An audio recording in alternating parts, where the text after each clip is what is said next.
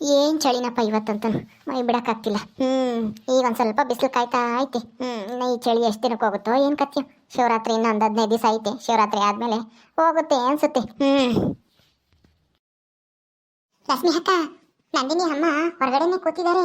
ಬನ್ನಿ ಹೇಳೋಣ ಅವ್ರಿಗೆ, ನಿಮ್ದು ಮಗಳು ಬಸ್ರೆ ಆಗಿದ್ದಾರೆ, ಹೋಗಿ ಮಾತಾಡ್ಸಿ ಅಂತ.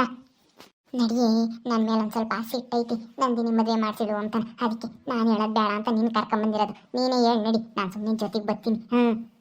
ನಾನು ಹೋಗಿದ್ದೆ ನೋಡ್ಕೊಂಬಂದೆ ಅಂತಾನ ಹೇಳು ಅಕ್ಕಯ್ಯ, ನೋಡೋಣ ಏನಂತೈತಿ ಅಂತಾನ. ಸರಿ ಸರಿ ಆಯ್ತು ಬಾ, ನಾನೇ ಹೇಳ್ತೀನಿ, ನಿಮ್ಮದು ಜೊತೆಗೆ ಬನ್ನಿ. ಏನು ಸರೋಜಂದು ಅಕ್ಕ, ಆರಾಮಾಗಿ ಮನೆ ಹೊರಗಡೆ ಕೂತಿದ್ದೀರಾ? ತಿಂಡಿಗೆ ಆಯ್ತಾ? ಹೂ ಕಣೆ ಬಾನು, ಆಯ್ತಮ್ಮ. ಈಗಿನ ತಿಂಡಿ ತಿಂದು ಚಳಿ ಆಗ್ತಿತ್ತಲ್ಲ, ಅದಕ್ಕೆ ಹೊರ ಕೂತ್ಕೊಂಡೆ ಒಂದು ಸ್ವಲ್ಪ ಬಿಸಿಲಿಗೆ. ನಿಮ್ದು ಆಯ್ತಾ? ಹೌದು ಸರೋಜಂದು ಅಕ್ಕ, ನಮ್ದು ತಿಂಡಿಗೆ ಆಯ್ತು. ಸುಮ್ಮನೆ ಹೀಗೆ ಲಕ್ಷ್ಮಿಂದು ಅಕ್ಕ ಹೋಗ್ತಾ ಇದ್ರು, ಬಾಯಿಲಿ ಸರೋಜ ಅಕ್ಕನ ಮಾತಾಡ್ಸ್ಕೊಂಡು ಬರೋಣ ಅಂತ ಬಂದ್ವಿ. ನಿಮ್ದಕ್ಕೆ ಒಂದು ವಿಷಯಕ್ಕೆ ಹೇಳಬೇಕಾಗಿತ್ತು. ಯಾಕಕ್ಕ, ಯಾಕೋ ಬೇಜಾರಾಗಿದ್ದೀರಾ? ಏನಾಯ್ತು? ಅಯ್ಯೋ ಯಾಕೋ ಬೇಜಾರು. ಏನೋ ಕಳ್ಕೊಂಡಂಗಾಗೈತಿ ನಮ್ಮ ಮನೆಯಾಗ. ಯಾಕೋನ ಏನು ಲವಲವಿಕೆನೇ ಇಲ್ಲ ಅನ್ಸುತ್ತೆ. ಹೋಗತ್ತ. ಅಯ್ಯೋ ಪಾಪ, ಇಷ್ಟು ದೊಡ್ಡ ಮನೇಲಿ ಒಂದು ಮಗು ಇಲ್ಲ ಅಂದ್ರೆ ಆ ಥರನೇ ಆಗೋದು ಸರಂಜಿದ್ದ ಅಕ್ಕ. ಒಂದು ಚಿಕ್ಕ ಪಾಪು ಇದ್ರೆ ಎಷ್ಟು ಖುಷಿ ಖುಷಿಯಾಗಿ ಓಡಾಡ್ಕೊಂಡು ಮನೆ ತುಂಬ ಎಲ್ಲ ಏನು ಸಾಮಾನೆಲ್ಲ ಕೆಳಗೆ ಹಾಕ್ಕೊಂಡು, ಅಯ್ಯೋ ಆ ಮಗು ತಿಟೆ ಮಾಡ್ತಾ ಇದ್ರೆ ಅವಾಗ ಈ ತರ ಬೇಜಾರಾಗಲ್ಲ ಸರೋಜಂದು ಅಕ್ಕ ಅಲ್ವಾ? ನಿಮ್ದು ಇಷ್ಟು ದೊಡ್ಡ ಮನೇಲಿ ಒಂದು ಪಾಪನೂ ಇಲ್ಲ ನೋಡಿ. ನಿಮ್ದು ಮನೆಗೆ ಯಾವಾಗ ಮೊಮ್ಮಗು ಬರುತ್ತೋ ಅಂತ ಯೋಚನೆ ಮಾಡ್ತಾ ಇರ್ಬೇಕು ಅಲ್ವಾ? ಹೂ ಕಣೆ ಬಾನು, ಏನ್ ಮಾಡ್ತೀಯ? ನಮ್ ದೊಡ್ಡ ಮಗ ಮದ್ವೆ ಆಗಿ ಆಲೇನೆ 3 ವರ್ಷ ಆಯ್ತು, ಇನ್ನೂ ಪಾಪ ಆಗ್ಲಿಲ್ಲ. ಇನ್ ಚಿಕ್ಕ ಮಗು ಅವನಿನ್ನ ಮದ್ವೆ ಆಗಿನ ಒಂದು 6 ತಿಂಗಳಾಯ್ತು, ಇನ್ನೂ ಆಗಿಲ್ಲ. ಏನ್ ಮಾಡೋದು? ಯಾವಾಗ ಆಗುತ್ತೋ ಆ ದೇವ್ರು ಯಾವಾಗ ಕಂಡ್ಬಿಡ್ತಾನೋ ಏನೋ ಗೊತ್ತಿಲ್ಲ. ಅಯ್ಯೋ ಅಕ್ಕ, ಅದಕ್ಕೆ ಯಾಕೆ ಚಿಂತೆ ಮಾಡ್ತೀರಾ? ನಿಮ್ದು ಮನೇಲಿ ಆದಷ್ಟು ಬೇಗ ಮೊಮ್ಮಗು ಬರುತ್ತೆ. ಅಯ್ಯೋ ಸುಮ್ಮನೆ ಬಾನು, ಅದು ಯಾವಾಗ ಬರುತ್ತೋ ಏನ್ ಕತ್ಯೋ ಯಾರಿಗ್ ಗೊತ್ತು. ಅಯ್ಯೋ ಸರೋಜಂದು ಅಕ್ಕ, ನಿಮ್ದು ಮಗನ್ಗೆ ಮಗು ಆದ್ರೆ ಮಾತ್ರ ಮೊಮ್ಮಗುನ, ಮಗಳಿಗೇನು ಮಗು ಆದ್ರೆ ನಿಮ್ದು ಮಗುನೇ ಆಗುತ್ತೆ ತಾನೆ? ನಿಮ್ದು ಮೊಮ್ಮಗುನೇ ಆಗುತ್ತೆ ತಾನೆ? ಅಂದ್ರೆ ಮಗಳಿಗೆ ಮಗು ಆಗೋದಂದ್ರೆ ಏನ್ ಅರ್ಥ ಬಾನು? ಈಗ ಯಾವ ಮಗಳಿಗೆ ಮದ್ವೆ ಮಗು ಆಗ್ತೈತೆ? ಅಯ್ಯೋ ನಿನ್ ಮಗಳು ಅಂತಂದ್ರೆ ಇನ್ ಯಾರಿದ್ದಾರೆ? ನಂದಿನಿ ತಾನೆ, ಒಬ್ಳೆ ತಾನೆ ಮಗಳು. ಅವಳಿವಾಗ ಪ್ರೆಗ್ನೆಂಟ್ ಆಗಿದ್ದಾಳಕ್ಕ. ಇನ್ನೊಂದ 7-8 ತಿಂಗಳಿಗೆ ನಿಮ್ ಮನೇಲಿ ಒಂದ್ ಪುಟ್ಟ ಪಾಪು ಬರುತ್ತೆ. ನಮ್ ನಂದಿನಿ ಪ್ರೆಗ್ನೆಂಟಾ? ನಿಜ ನೀನು ಲಕ್ಷ್ಮಕ್ಕ, ನೀನ್ ಹೇಳ್ತಾ ಇರೋದು ಬಸ್ರಿ ಆಗೋಳ? ಹೌದು ಸರೋಜಂದು ಅಕ್ಕ, ನಮ್ದು ಲಕ್ಷ್ಮಿಂದ ಅಕ್ಕ ಇಬ್ರು ಹೋಗಿ ನೋಡ್ಕೊಂಡ್ ಬಂದ್ವಿ. ತಲೆ ಸುತ್ತ ಬಂದು ಬಿದ್ದಿದ್ಲು. ಅಜ್ಜಿ ಐತಲ್ಲ ನಂದಿನಿ ಅಜ್ಜಿ, ಅದು ಎಲ್ಲ ಚೆಕ್ ಮಾಡಿ ನೋಡ್ತು, ಕೈ ಹಿಡ್ಕೊಂಡು ಬಸ್ಗೆ ಆಗಿದ್ದಾಳೆ ಅಂತ ಹೇಳ್ತು. ಈಗ ಹಾಸ್ಪಿಟ್ಲಿಗೆ ಹೋಗಿದ್ದಾರೆ ಚೆಕ್ ಮಾಡಿಸ್ಕೊಂಡ್ ಬರ್ಲಿಕ್ಕೆ ಅಂತ. ಅದನ್ನೇ ಹೇಳೋಣ ಅಂತ ಬಂದ್ವಿ. ಹೌದಕ್ಕ, 2 ತಿಂಗಳಿಂದ ಅವಳು ಈಚೆಗೆ ಆಗಿರ್ಲಿಲ್ವಂತೆ. ನಾನು ವಿಚಾರಿಸ್ದೆ, ನಿಜವಾಗ್ಲೂ ಗ್ಯಾರಂಟಿ ಅವಳು ಪ್ರೆಗ್ನೆಂಟ್ ಆಗಿರೋದು ಸತ್ಯನೇ ನಂದಿನಿ. ಹೌದಾ? ಅಯ್ಯೋ ಬಿಡು, ಅವಳು ಪ್ರೆಗ್ನೆಂಟ್ ಆದ್ರೆ ಏನಂತೆ, ನಮ್ಗೇನ್ ಬರಂಗೈತೆ ಭಾಗ್ಯ. ಅದನ್ನೆಲ್ಲ ನೀವು ನನ್ನ ಹತ್ರ ಯಾಕೆ ಹೇಳ್ತಾ ಇದ್ದೀರಾ? ಹೋಗ್ರಿ ಸುಮ್ಮನೆ. ನಮಗೂ ಅವಳಿಗೂ ಯಾವ ಸಂಬಂಧನೂ ಇಲ್ಲ. ಯಾವಾಗ ನಮ್ಮನ್ನೆಲ್ಲ ಬಿಟ್ಟು ಹೋಗ ಅವನು ಮದ್ವೆ ಆದ್ಲು ಅವತ್ತಿಂದನ ಅವಳು ಈ ಮನೆಗೆ ಸಂಬಂಧಪಟ್ಟಿಲ್ಲ. ಅವಳ ವಿಷಯನ ನಮ್ಮ ತಗೇನು ಹೇಳಕ್ ಹೋಗ್ಬೇಡ್ರಿ, ಸುಮ್ಮನೆ ಹೋಗ್ರಿ ನಿಮ್ಮ ಕೆಲಸ ನೀವು ನೋಡ್ಕೊಂಡು. ಇದೇನ್ ಸರೋಜಕ್ಕ, ಈಗಿನ ಎಷ್ಟು ಸಂತೋಷ ಪಟ್ರಿ ನಂದಿನಿ ಬಸ್ರಿ ಆಗಿದ್ದಾಳೆ ಅಂತನ. ಆಲೆ ಈಗಾಗಲೇ ಈ ತರ ಮಾತಾಡ್ತಾ ಇದ್ದೀರಾ? ಇಲ್ಲೇ ಗೊತ್ತಾಗ್ತೈತಿ. ಸುಮ್ಮನೆ ನೀವು ಮೇಲ್ ಮಾತ್ರನ ನಂದಿನಿ ಮೇಲೆ ಸಿಟ್ ಮಾಡ್ಕೊಂತ ಇದ್ದೀರಾ. ಒಳಗೆ ನಿಮ್ಗೆ ಪ್ರೀತಿ ಇದ್ದೇ ಐತಿ. ತಾಯಿ ಆದವಳು ಯಾವ ಮಕ್ಕಳನ್ನು ದೂರ ಇಟ್ಟಿರಕ್ಕೆ ಇಷ್ಟಪಡಲ್ಲ. ಅದು ನಿಮ್ಗೂ ಅನ್ವಯಿಸುತ್ತೆ. ಸುಮ್ಮನೆ ಯಾಕಕ್ಕ ಈ ತರ ಇದ್ ಮಾಡ್ತೀರಾ? ಆಗಿದ್ದಾಗೋಯ್ತು. ಈಗಲಾದ್ರೂ ಅವಳ ಮನೆ ಕರ್ಕೊಂಬರ್ರಿ, ಅವಳು ಸಂತೋಷ ಪಡ್ತಾಳೆ. ಹೌದು ಸರೋಜಂದು ಅಕ್ಕ, ಮನ್ಸಲ್ಲಿ ಪ್ರೀತಿ ಇಟ್ಕೊಂಡು ಪ್ರೀತಿ ಇಲ್ಲ ತರ ನಾಟಕ ಹಾಡ್ಬೇಡಿ. ನಿಮ್ದು ಮಗಳು ಬಸ್ರಿ ಆಗಿದ್ದಾಳೆ ಅಂತ ನೀವು ಎಷ್ಟು ಸಂತೋಷ ಪಟ್ರಿ ಅಂತ ನಮ್ದು ಮತ್ತೆ ಲಕ್ಷ್ಮಿಂದು ಅಕ್ಕ ಇಬ್ರು ನೋಡಿದ್ವಿ. ಬನ್ನಿ, ಅವ್ರದ್ದು ನಿಮ್ದು ಮಗಳಿಗೆ ಮಾತಾಡ್ಸ್ಕೊಂಡು ಬರೆಯುವ್ರಂತೆ. ಅವಳು ಕೂಡ ಸಂತೋಷ ಪಡ್ತಾಳೆ ನೀವು ಅಲ್ಲಿಗೆ ಹೋದ್ರೆ. ನೋಡ್ಬಾನು, ಅವಳು ನಮ್ಮನ್ನೆಲ್ಲ ಬಿಟ್ಟು ನಮ್ಮ ಮರ್ಯಾದೆ ತೆಗೆದು ಯಾವತ್ತು ಈಗ ಮನೆಗಿಂದ ನಾವು ಹೊಸಲು ದಾಟಿ ಹೋದ್ಲು ಅವತ್ತೇನೆ ಅವಳು ಸತ್ಲು ಅಂತ ತಿಳ್ಕೊಂಡಿದ್ವಿ. ನಾನು, ನನ್ನ ಗಂಡ, ನನ್ನ ಮಕ್ಕಳು ಎಲ್ರು.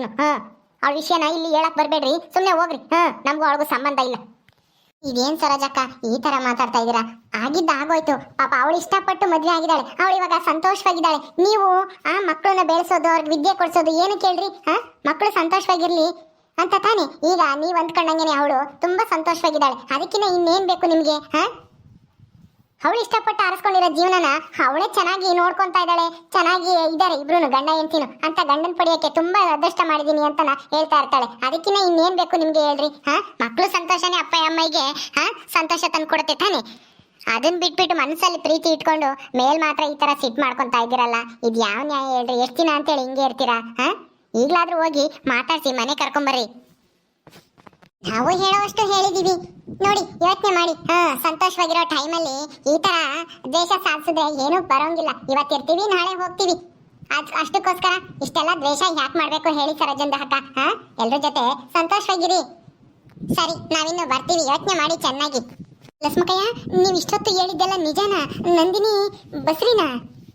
ನಮ್ಮ ಕವಿತಾ ಬಸ್ರಿನೇ. ನಾನು ಅವ್ರ ಮನೆ ಹತ್ರ ಹೋಗಿದ್ದೆ, ಅವ್ರ ಅಜ್ಜಿ ಎಲ್ಲ ಹೇಳ್ತಾ ಇತ್ತು, ಹಾಗೇನೆ ಹಾಸ್ಪಿಟ್ಲಿಗೂ ಹೋಗಿ ಬರ್ರಿ ಅಂತನ ಹೇಳ್ತಾ ಇದ್ರು. ಹಾಸ್ಪಿಟ್ಲಿಗೆ ಹೋಗ್ತೀವಿ, ದೇವಸ್ಥಾನಕ್ಕೆ ಹೋಗಿ ಬಂದ್ಬಿಟ್ಟು ಅಂತ ಹೇಳಿ ಹೇಳ್ತಿದ್ರು.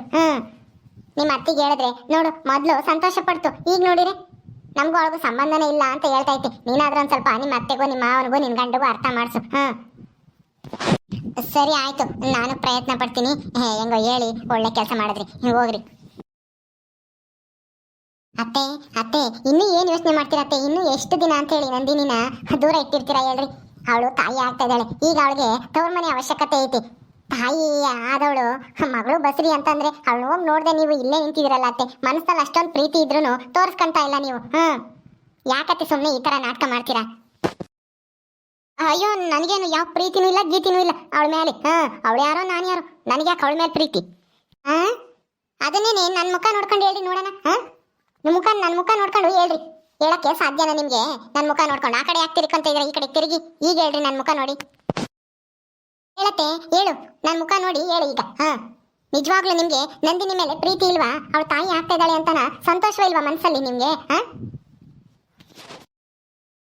ಅಯ್ಯೋ, ಪ್ರೀತಿನ ಬೆಟ್ಟದಷ್ಟು ಪ್ರೀತಿ ಐತೆ ಕಣೆ ಕವಿತಾ. ಆದ್ರೆ ಏನ್ ಮಾಡೋದು, ನಮ್ಮ ಇಷ್ಟಕ್ಕೆ ವಿರುದ್ಧವಾಗಿ ಅವರಪ್ಪಗಿನ ಇಷ್ಟಕ್ಕೆ ವಿರುದ್ಧವಾಗಿ ಓಡೋಗಿ ಮದ್ವೆ ಆಗ್ಬಿಟ್ಲಲ್ಲ. ನಮ್ಮ ಮರ್ಯಾದೆ ಹೋಯ್ತು ಅಂತನ ನಮ್ಗೆ ಅವಳ ಮೇಲೆ ಸಿಟ್ಟು ಅಷ್ಟೇನೆ. ಏನ್ ಮಾಡೋದು ಹೇಳು?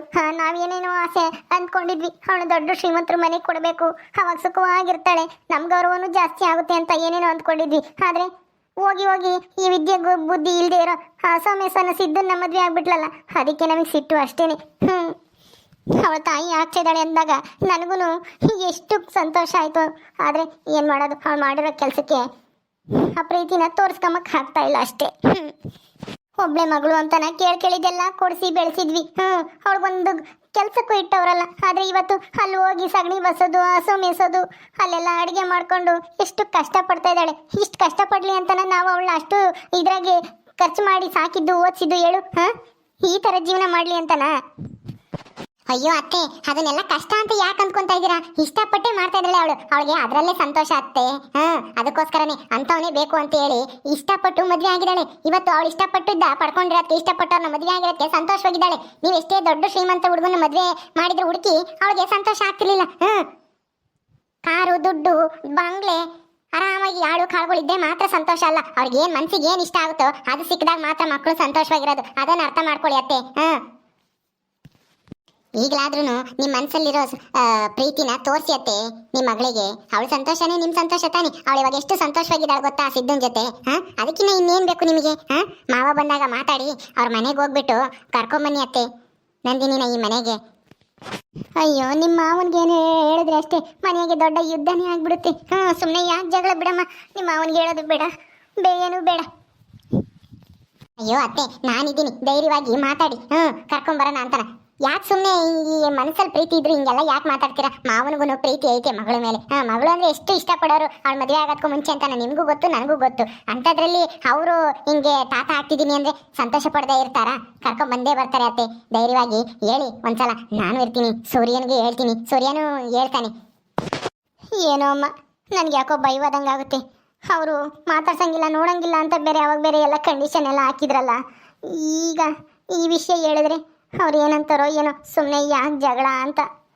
ಜಗಳ ಇಲ್ಲ, ಎಂಥದ್ದು ಇಲ್ಲ, ಎಲ್ಲ ಒಳ್ಳೇದಾಗುತ್ತತ್ತೆ. ಈ ಮನೆಗೆ ಒಂದು ಪುಟ್ಟು ಪಾಪು ಬರುತ್ತೆ. ಹೆಂಗೂ ಇದೇ ಊರಲ್ಲಿದ್ದಾಳೆ ನಂದಿನಿ. ಆ ನಂದಿನಿಗೆ ಹುಟ್ಟೋ ಮಗುನೇ ಮೊಮ್ಮಗು ಅಂತ ತಿಳ್ಕೊಂಡು ನೀವು ಸಂತೋಷವಾಗಿರ್ಬೋದು, ಮನೆಯಲ್ಲೂ ಬೇಜಾರು ಅನ್ಸಲ್ಲ ಅಲ್ವಾ? ನಮಗಂತೂ ಯಾಕೋ ಮಕ್ಕಳು ಆಗಿಲ್ಲ, ಹಾಸ್ಪಿಟ್ಲಿಗೆಲ್ಲ ತೋರಿಸಿದ್ವಿ. ಆದರೆ ಯಾಕೋ ಆಗಿಲ್ಲ, ಏನಿಲ್ಲ, ನಮ್ದು ಏನ್ ದುರದೃಷ್ಟನೋ ಏನೋ, ಹೆಂಗೋ ನಂದಿನಿಗಾದ್ರೂ ಆಗ್ತೈತಲ್ಲ, ಅದಕ್ಕಾದ್ರೂ ಸಂತೋಷ ಪಡಿಯತ್ತೆ.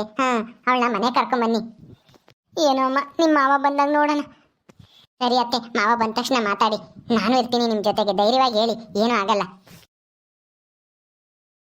ಓಕೆ ಸ್ನೇಹಿತರೆ, ಈ ವಿಡಿಯೋನ ಇಲ್ಲಿ ಮುಗಿಸ್ತಾ ಇದೀವಿ. ಈ ಕಥೆಯನ್ನು ಮುಂದುವರಿಯುತ್ತೆ. ನಿಮ್ಮೆಲ್ಲರಿಗೂ ಈ ವಿಡಿಯೋ ಇಷ್ಟ ಆದರೆ ಲೈಕ್ ಮಾಡಿ, ಶೇರ್ ಮಾಡಿರಿ. ಹಾಗೆ ಇನ್ನು ಯಾರ್ಯಾರು ನಮ್ಮ ಚಾನಲ್ ಸಬ್ಸ್ಕ್ರೈಬ್ ಮಾಡ್ಕೊಂಡಿಲ್ವೋ ದಯವಿಟ್ಟು ಸಬ್ಸ್ಕ್ರೈಬ್ ಮಾಡ್ಕೊಳ್ರಿ. ಮುಂದಿನ ವಿಡಿಯೋದಲ್ಲಿ ಸಿಗ್ತೀವಿ. ನಮಸ್ಕಾರ.